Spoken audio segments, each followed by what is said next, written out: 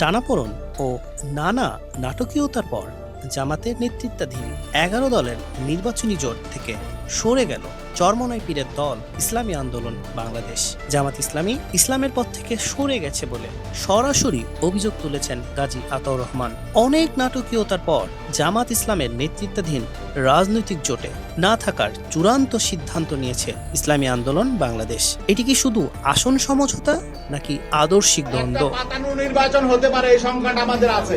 আমরা ৩০০ আসনে আমাদের প্রতিদ্বন্দ্বিতা। চরমোনাই পীরের নেতৃত্বাধীন দলটি জানিয়েছে আসন্ন ত্রয়োদশ জাতীয় সংসদ নির্বাচনে তারা এককভাবে ২৬৮টি আসনে হাত পাখা প্রতীকে প্রার্থী দেবে।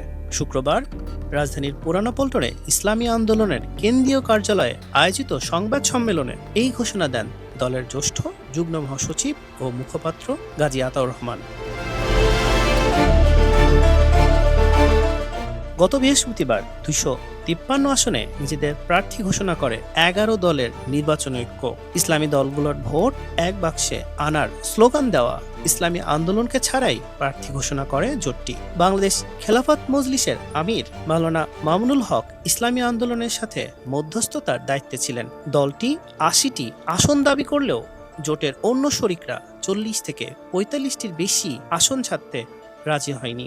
আসন ভাগাভাগিতে প্রত্যাশা পূরণ না হওয়ায় জোট ছেড়েছে দলটি। দলটির মুখপাত্র গাজী আতাউর রহমান বলেছেন, ওয়ান বক্স পলিসির মাধ্যমে ইসলামপন্থী শক্তি এক করার যে চেষ্টা ছিল সেটি নিয়ে সংখ্যা তৈরি হয়েছে বলেই নিজেদের মতো নির্বাচনের সিদ্ধান্ত নিয়েছে দলটি।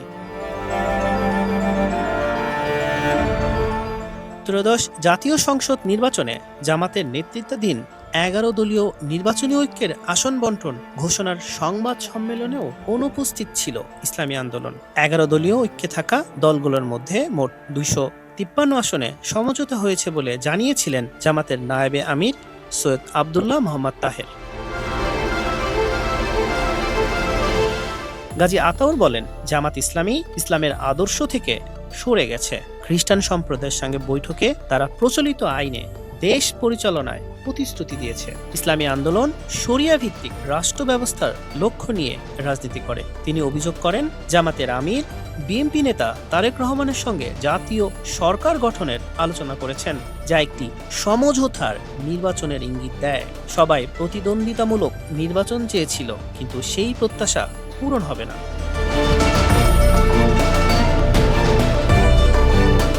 তিনি জানান, জোট ভাঙার পিছনে শুধু আদর্শ নয়, ভোট ব্যাংক নিয়ে কট্টাকও বড় কারণ। গাজী আতাউর বলেন, ৯ ডিসেম্বর এক বৈঠকে বলা হয়েছিল ইসলামী আন্দোলনের ভোট 0.something। এটি পীর সাহেবের প্রতি সরাসরি অপমান।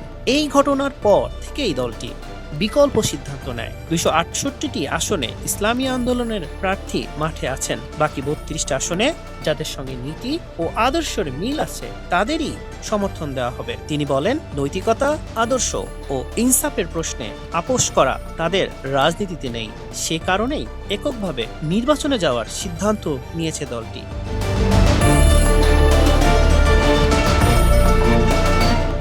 জামাত ইসলামের সহকারী সেক্রেটারি জেনারেল এহসানুল মাহমুদ জুবায়ের জানান, ইসলামী আন্দোলনের মুখপাত্রের অভিযোগ সঠিক নয়। জামাতের ইসলামী রাজনৈতিক শিষ্টাচার বজায় রাখে এবং পারস্পরিক সম্মান ও শ্রদ্ধা রেখে সব রাজনৈতিক দলের সঙ্গে আচরণ করে থাকে। তিনি বলেন, গাজী আতাউর রহমান আল্লাহর আইন ও ইসলামের আদর্শ থেকে জামাত ইসলামী সরে গেছে বলে যে মন্তব্য করেছেন, তাদের এই ধারণা সঠিক নয়।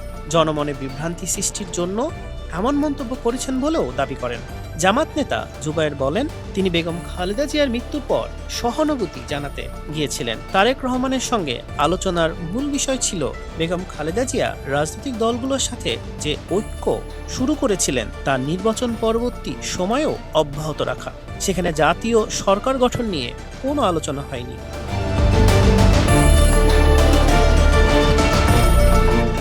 ইসলামী আন্দোলন জোট ছাড়ায় বাকি ৪৭টি আসনের কয়টি কোন দল পাবে তা নিয়ে সিদ্ধান্ত হয়েছে।